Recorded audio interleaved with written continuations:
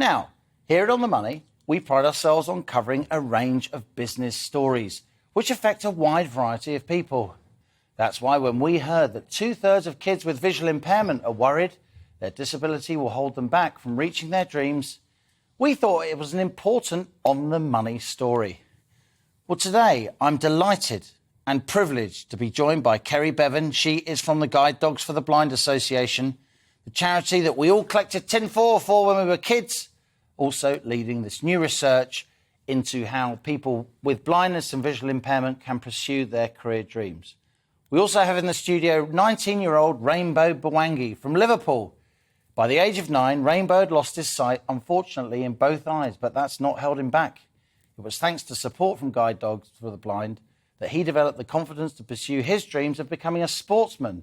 And Rainbow represents his country on the British blind football team. Here to tell us more, it's Kerry Bevan and Rainbow Mbuangi. Rainbow, it's a real privilege to meet you. Hi. Here in the On the Money studio. Now, I've watched blind football. Yeah. And just to explain to viewers and listeners who haven't come across the concept of blind football, it's played on a court with boards at the side, so you don't need to do throw-ins, the ball stays in play. But the ball itself, it has kind of bells in it, pieces of metal, doesn't it? So you can hear the ball and play by touch and hearing and feel. Just describe to us what it's like playing blind football.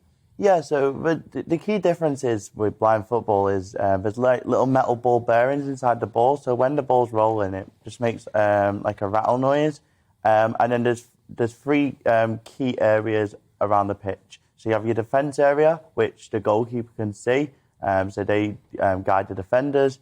You have the midfield area where the manager and the coaches stand, and they can guide the midfielders. And then you have the attacking area. So this is the main difference. So you have an audio cue behind the goal. So you have someone standing behind the goal to give you an audio cue on where the goal is. So it could be left, right, forward, back. I'm here, the goal's here. Amazing. And it's just letting you know where the goal is. But yeah, it's really enjoyable, and it's a really physical game, but it's really fast and intense. And the standard is extremely high. I urge On the Money viewers and listeners to check it out online, to go and watch blind football. As I say, I've watched some of it myself in the past.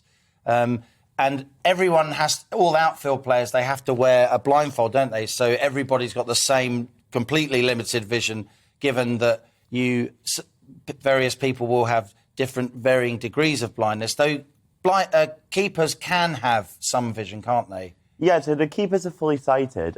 So usually the keepers are futsal keepers. So any futsal keepers out there, come and join blind football. We're always looking for some. But no, but yeah, we usually take B1 footballers. If it's internationally, if it's nationally, then it's B2, B3. So the categories usually go from B1 to B5. So that's like the sight classification on how much a person can see. So B1 is no sight, B5 is quite a lot of sight. And that's the way the sight classification works within the realms of blind football. But yeah, it's definitely great just to go and have a look, just to have a little sneak peek on what blind football is. To be fair, you've got me in at a good time at the moment. I'm going to Italy in 2 weeks' time to the Euros. So I'm going to be playing for England in 2 weeks. So yeah, you can catch that on YouTube. And you've met some pretty world-class footballers yourself, as well as being an international yourself. You've met Marcus Rashford, you've met Jesse Lingard. But these United players, I thought you should be a Liverpool fan. You're from Merseyside. What's going on? I was born in Manchester, so I've already said that. But yeah, no, when I was younger, when I first became blind and obviously getting my confidence up, starting to play blind football, obviously it was Rashford who I looked up to, and yeah, it was obviously Guide Dogs who gave me the opportunity to meet Rashford, and then obviously since then I went on to play for England, and since then he sent me like messages over the internet about like good luck and everything. So yeah, it's just been a good confidence boost, but also a great awareness thing for people to go and have a look on the video and to see about what blind football is. Kerry, we're obviously in the presence of an amazing young man. He'd achieve whatever he wants to do in life, clearly.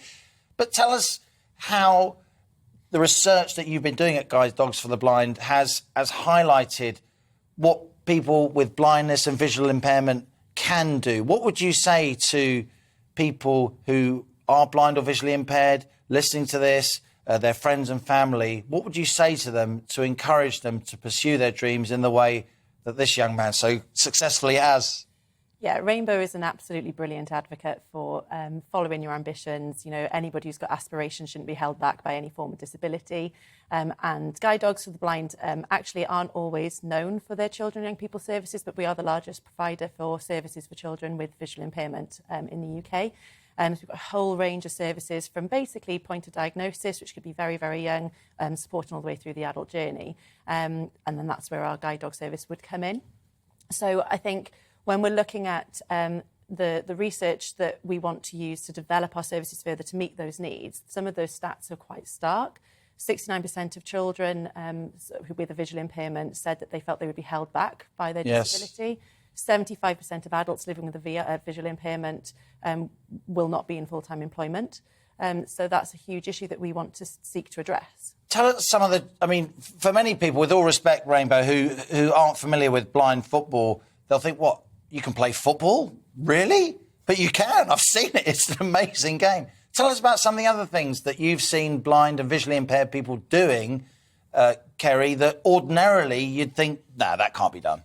I think the sky's the limit for everybody. We've got so many people who are guide dog owners and they're going off trekking, they're going off doing really influential roles, you know, influencing government decisions, policymakers. There is no reason why any job should not be limiting for anybody with visual impairment or sight loss.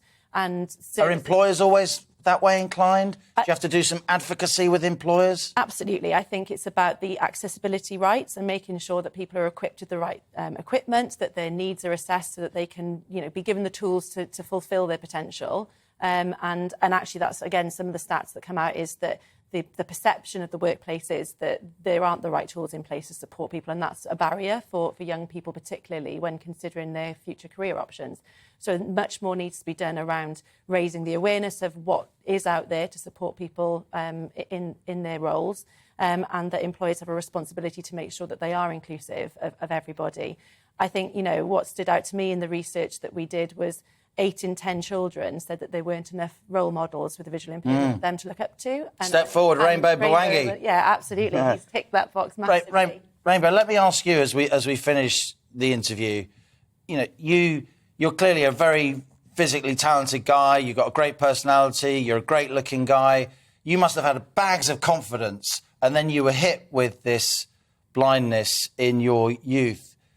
Tell us just briefly what that did to you and how you managed to climb out of that depression. I think it's just, I've always seen things as things happen for a reason, and I wouldn't be sat here now if things weren't happening for a reason. So when I first became blind at the age of 8, it was a scary experience. But then with the help of everyone around me, I kind of just stayed positive.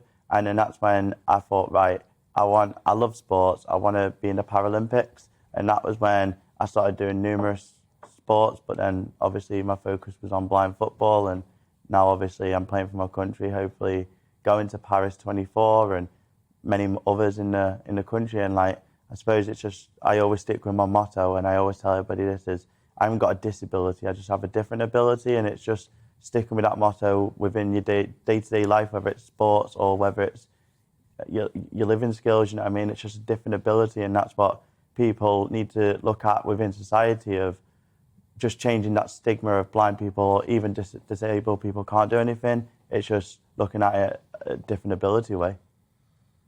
Wow. Well, Kerry Bevan of the Guide Dogs for the Blind Association and Rainbow Mbuangi, world-class footballer for England.